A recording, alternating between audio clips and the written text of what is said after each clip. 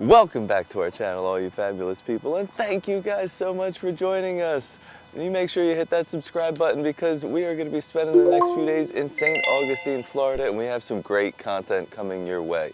And today we're going to be hanging out at the Castillo de San Marcos. This is an old fort built in the 1600s, so come join us.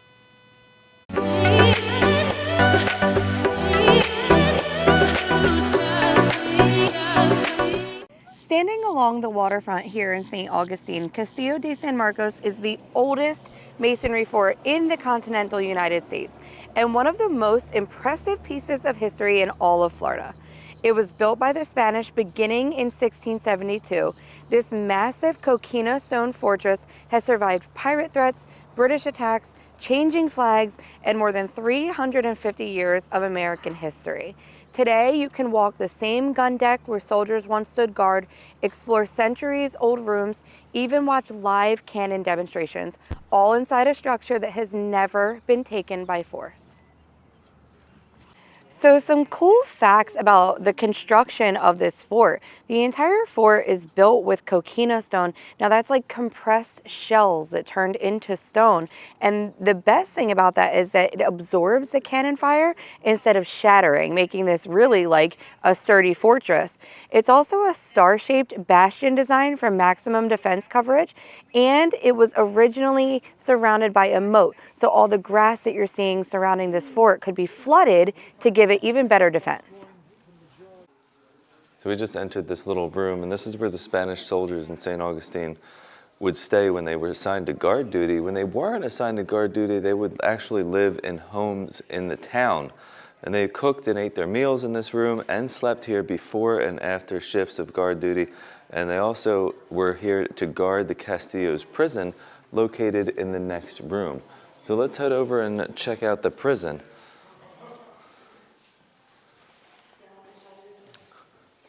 So right off of the sleeping quarters is also the prison. So this small cell acted as the town jail for Spanish and as military jail under the British occupation. And during the American Revolution, South Carolina statesman and patriot Christopher Gadsden was held in solitary confinement here for 42 weeks.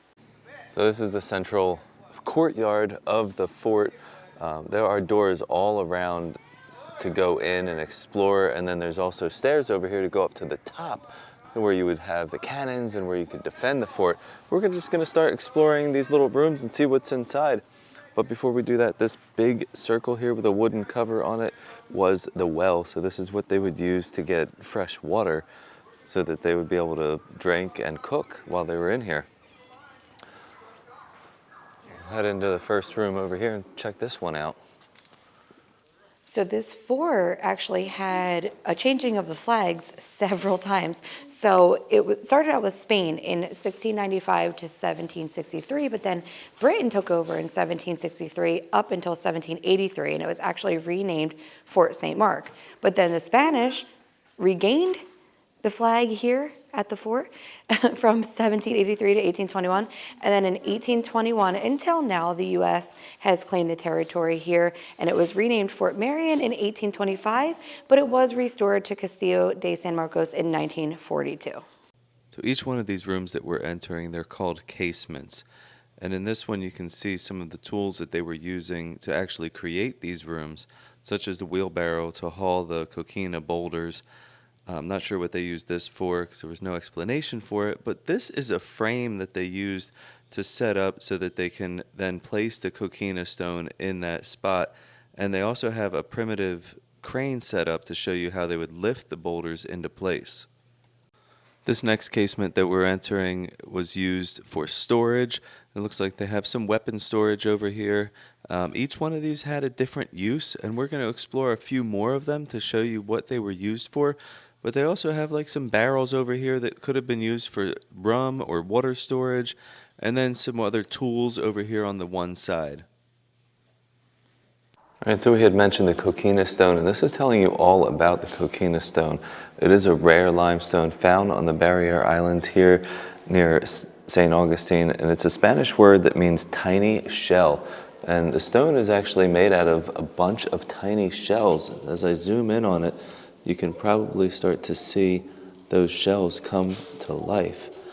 And these have been formed over thousands and thousands and thousands of years. And the workmen here, they actually quarried over 150 million pounds of coquina. And they barged these blocks across the bay and laid them into the Castillo.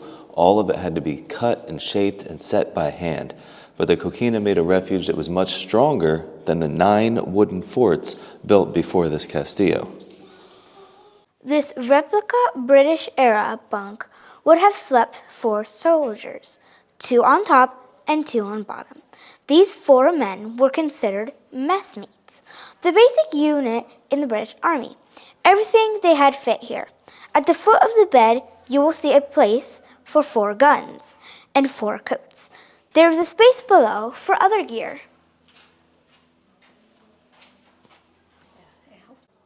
So this beautifully designed exterior door leads you into the chapel. This chapel was used for daily worship. So Roman Catholic Christianity was like the most common faith throughout like the Spanish reign and the Spanish, culture. So these two little doorways here were where the toilets were. Now these colonial toilets were actually naturally flushed with tidal water. So you could see in this illustration here, you would have the bathroom, the little seats, and it would fall into the pit. But as the tide came in, the water would fill up this little section down here, and then as the tide went out, it would flush it away. So this was a really great use of the tides and actually making like somewhat of a working toilet. And this must be like one of those like pits that the poop would sit in. So they have an original Spanish bronze cannon over here, and these cannons were each individually made and cast, and they have writing on them that tells you all about the cannon, and just like the detail that's on there is really neat. But each one of these little engravings on here tells you what it is. This one is where it's from. It says the one from Milan. And this one is something about the motto. So it says the thunderbolts of the offended king. And these little hooks here, these are actually dolphins that were added to the cannon to use it to balance when it was lifted off of the carriage. And over here on the side, this is telling you what it's made of. This is actually made of multiple different types of copper. And then on the top here, they have like this little coat of arms, and on the back side of it, it talks about how heavy this cannon is, which is 4,400 or 4,545 pounds. I don't know how many people it would take to lift this thing, but that is wild. Across the water here is Anastasia Island. So when they started to harvest that like coquina stone to build this with, a lot of that actually came from Anastasia Island. So Luna and I just sat in on a little theater presentation, and the park ranger was giving us a ton of information about the building of the fort and kind of the thought process behind it. So the coquina stone absorbs cannon fire, but they didn't know that when they actually built the fort.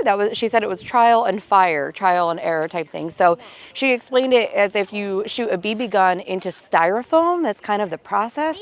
And the cannons could fire about 3 feet in to the stone. Now, most of these walls, she said, are between 8 to 18 feet thick. So, they weren't going to be blowing this up very easily. And she was also talking about the design element being a bastion with those points and those like star-like qualities.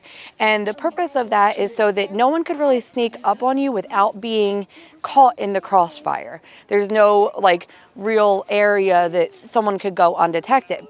So right now we're on the sea side of the fort here, and you can see that there are no cutouts, that the walls are just pretty low, so they could really load up on cannons to defend against any naval enemies. And she said those cannons were able to fire 3 miles into the water. So nobody could really get close, and there was no way for any close gunfire coming. So as you see, if there's no high walls here, you wouldn't really be protected if there was like close range shooting, but they were never able to get close enough to do that. Now, the other sides of the fort are the land sides of the fort. So the walls were built differently with cutouts so that the cannons could go right into those cutouts, but the walls next to it were a little bit higher to protect the men from close range gunfire. So I think that's so interesting that the walls were constructed differently and they kind of covered all bases there. Now, as far as the moat goes, they had it there just in case they needed it. But that was to kind of protect against someone trying to dig under the fort, tunnel under the fort, that the water would then flood their tunnel, or people trying to get close enough to scale the walls. We're going to check out one of the lookout towers here. You can see how high these walls are. That's so you could duck down and avoid any kind of fire as you get into this lookout. And then they have the tiny holes cut out so you could see if anything was coming from either direction. You have one corner, and then this will show you the side, the land side with St. Augustine. And then we're going to spin around. Well, it's very tight in here, by the way. And then this is the entry. So all the way out there, that's the entry to get into this little like bay area. Only one way in and one way out. They do have some cannons over here that you're allowed to get up close to and touch and kind of look at, but these cannons are also used for the live demonstrations that they do. So every Saturday and Sunday, multiple times throughout the day, you can experience a live cannon demonstration where they will just, fill it with black powder and shoot it off into the water here, and you can actually see and hear how loud they are when they're actually fired. So we are on the outside of the fort now along the seawall, and I came down here looking to see if I could find like cannon holes, because since they said that this wall kind of absorbs cannon fire, I can find many round circular holes all throughout the wall. A lot of these are a little smaller, so it could have been like mortar shots like that would explode into smaller tiny pieces. But then as we look over here, like up top there, you see much larger holes in the side of the structure. And even over here, there's a few more that get bigger and bigger. I'm gonna move up closer because this one is a perfectly round shape of a large cannonball. But look at that. I'm gonna put my hand inside of it so you get an idea of how big it is. But like that is the hole where a cannonball hit over 200 years ago.